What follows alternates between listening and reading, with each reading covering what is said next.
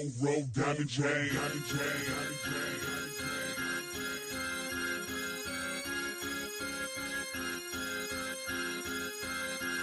Phone roll Diamond Jane. You know I'm close.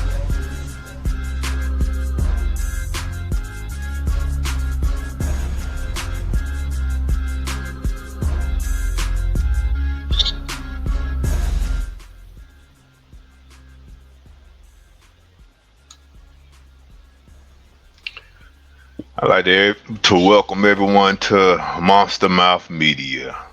This is something that I'm going to start doing due to my love for the horror, the science fiction, the scary movies. Can we all agree that we love scary movies? If you are here, you more than likely love scary movies much as me myself. And what I'm going to do today is do a review of a movie that I was looking forward to. A movie I was looking forward to by the name of Nosferatu. Nosferatu. Those who are horror buffs, such as myself,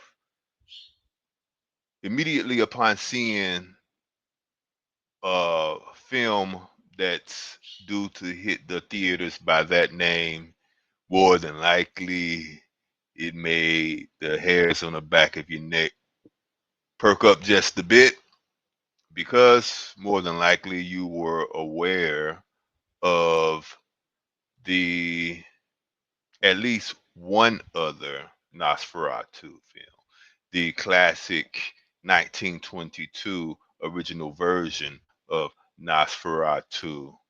Classic before there was even talking and sound in cinema, and it was still able to give you chills. Nosferatu, which is a film inspired by the original Bram Stoker's Dracula, but due to issues with trying to avoid copyright infringement, when the original director of Nosferatu created it, he made adjustments so as to get around the copyright infringement thingy. At any rate, this is a classic horror vampire film, the horror vampire genre. Uh, Many of us who are horror buffs, especially if you are a vampire buff, you may be quite familiar with the original image of the vampire in the movie Nosferatu. The bald head with the pointy ears, with the elongated fingers with long, sharp nails, and the fangs that were quite different than what we had become accustomed to with our vampires. It was more his what should I describe them as? His two incisors, his rabbit teeth. His rabbit teeth were his fangs in the original Nosferatu. Well, the 2024, 2025 version of Nosferatu, let's get to it. I will say this in preface. I am tired of being disappointed by what I think will be excellent horror movies. I mean, have people just forgotten how to write and direct and film horror movies? Have they? I mean, I know that we are older now, and the things that frightened us as kids may not frighten us now. That can be understood. So maybe not many horror films will frighten me. You know, frighten me as in I'm scared to walk down my stairs to the kitchen at night for a midnight snack because it's dark and something may jump out at me. You know, maybe there will never be any more movies made in that vein, but at least provide us with a horror film. And to be fair, I will not say that Nosferatu totally neglected the horror aspect. You know, it's not a comedy. Is not a spoof.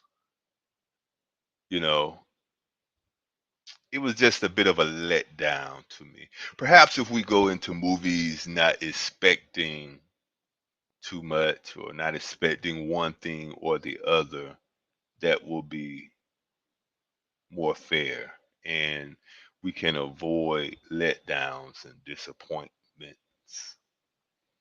But I must admit, I had high expectations for this movie, Nosferatu. It was released December 2024. It's rated R as it should be, and the genre is fantasy, horror, mystery. Directed by Robert Eggers. As we can see, Robert Eggers. Whose idea was this? Well, it was Robert Eggers' idea. He is an American born filmmaker, largely known for writing and directing historical fiction films. Most notable works are the horror films The Witch, The Lighthouse, and now Nosferatu. And he also had an action film called The Northman. I do believe I saw his film The Lighthouse, but I have to check on that to make sure. I've seen a couple of horror films that had something to do with a lighthouse. There was one I really enjoyed, and there was another, maybe not so much. I may have also saw The Witch. I think I saw The Witch also. I'm going to have to double check on that.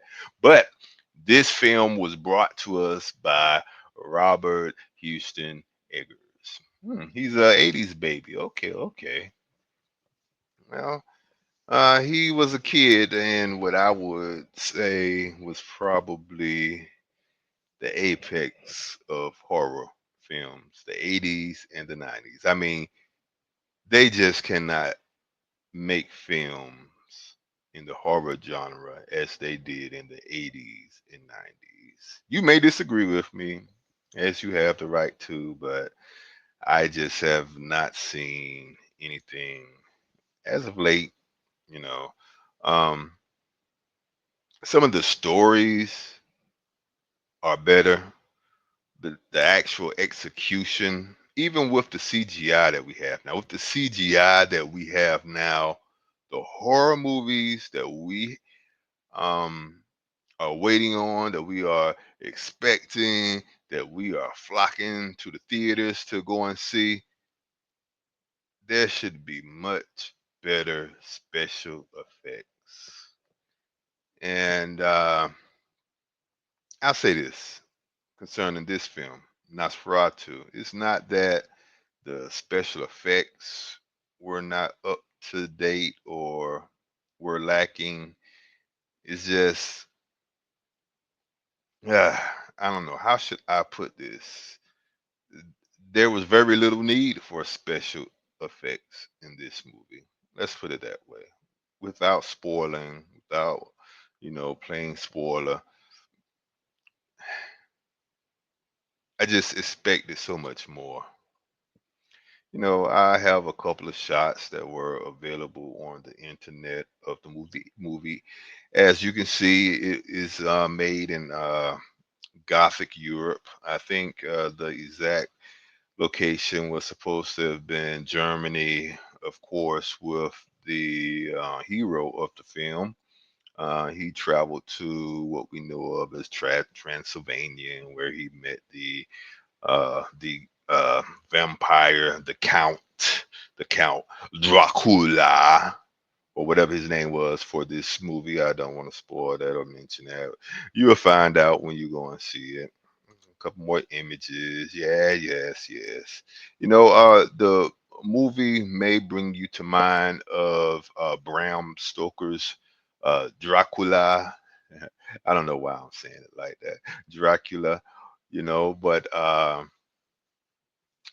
I personally would say that it fell a little short of Bram Stoker's Dracula. A lot short of Bram Stoker's Dracula.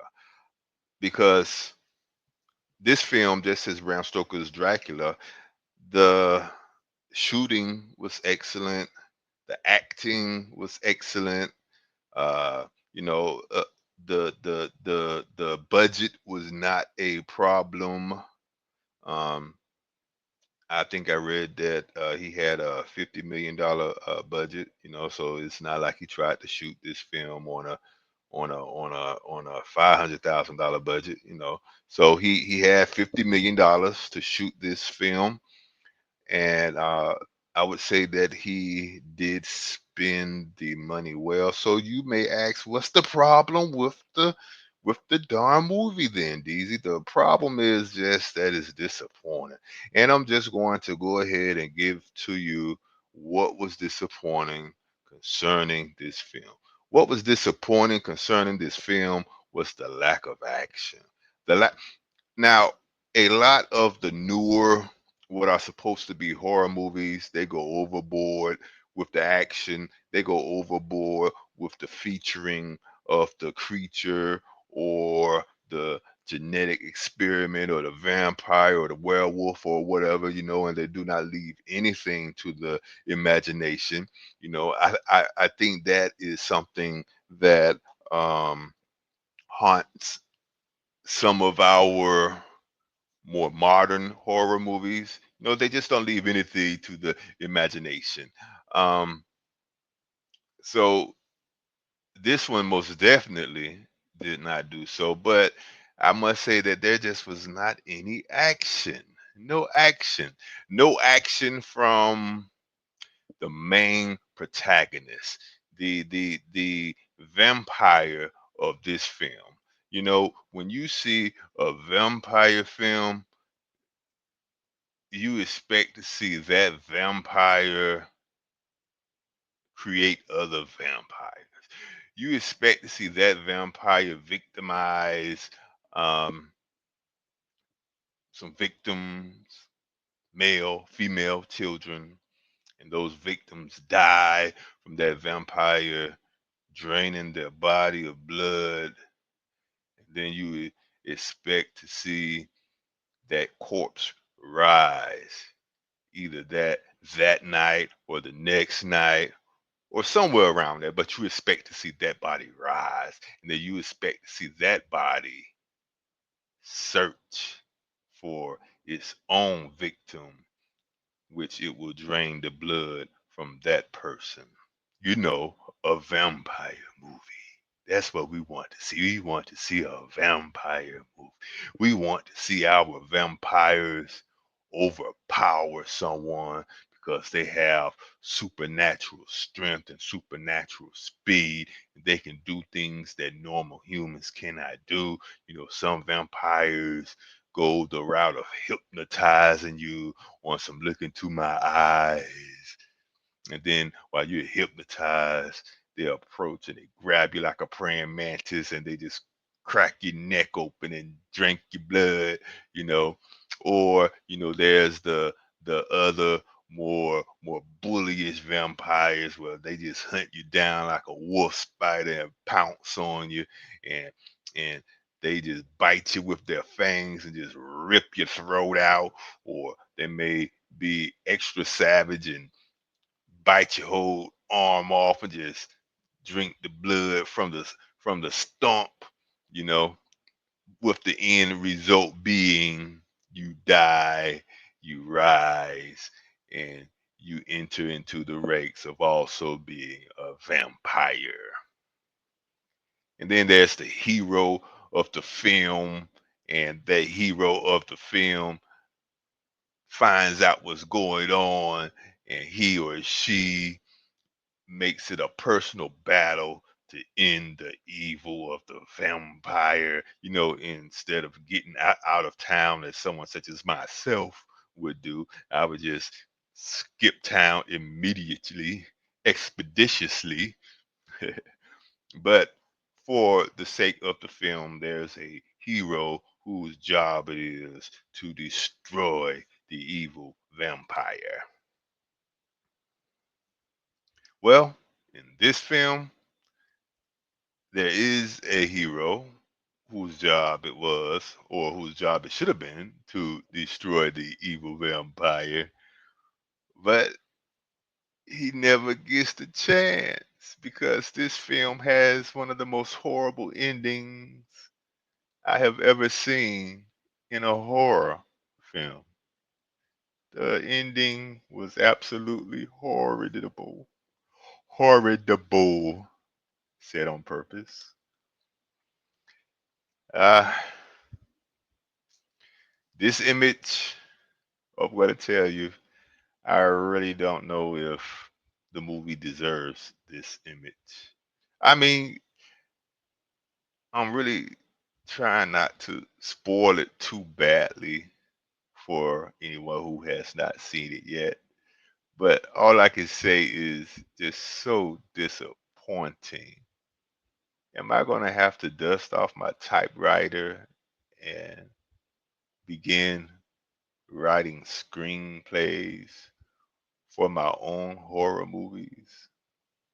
Someone put me in contact with Netflix and some of these other production companies who are looking for talent. If we want horror, I will provide us with horror. I've been creating horror movies in my head since I was 8 years old. I have an entire library of Congress of horror. And I'm not talking about this half-ass horror that they've been providing us with. I think that's what I'm going to do. I'm going to dust off my typewriter and I'm going to provide us with the horror that we deserve, that we need. I am losing faith in the film industry. At any rate, this is my review of Nosferatu. This is my first review, actually. So I'm sorry if it's a little rough around the edges. I will perfect my technique. I will perfect my shortcomings. One last thing I want to mention, we can observe the ratings. IMDb gives Nosferatu 7.4 out of 10, while Rotten Tomatoes gives it 85%. So it is not as though it received bad reviews. And being that I'm not a selfish person and understand, I understand why it received decent ratings. Compared to some other films, these may be great ratings. But as far as my personal expectations, it would be nowhere near this.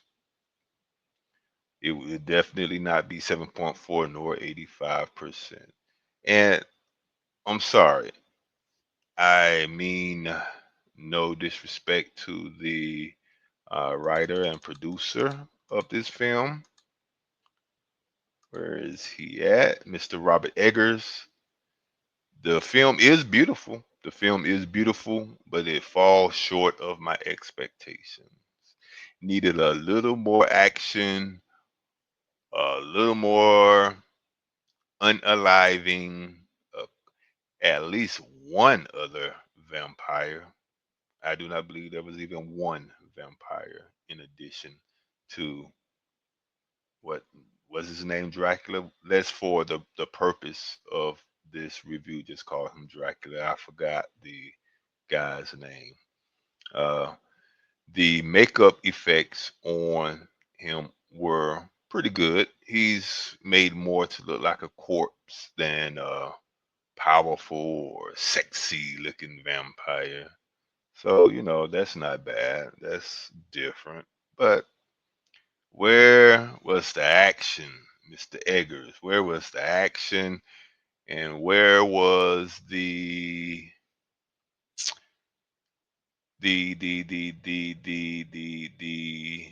finality of the movie, where we had the satisfaction of seeing Dracula get a stake driven through his heart and his head cut off?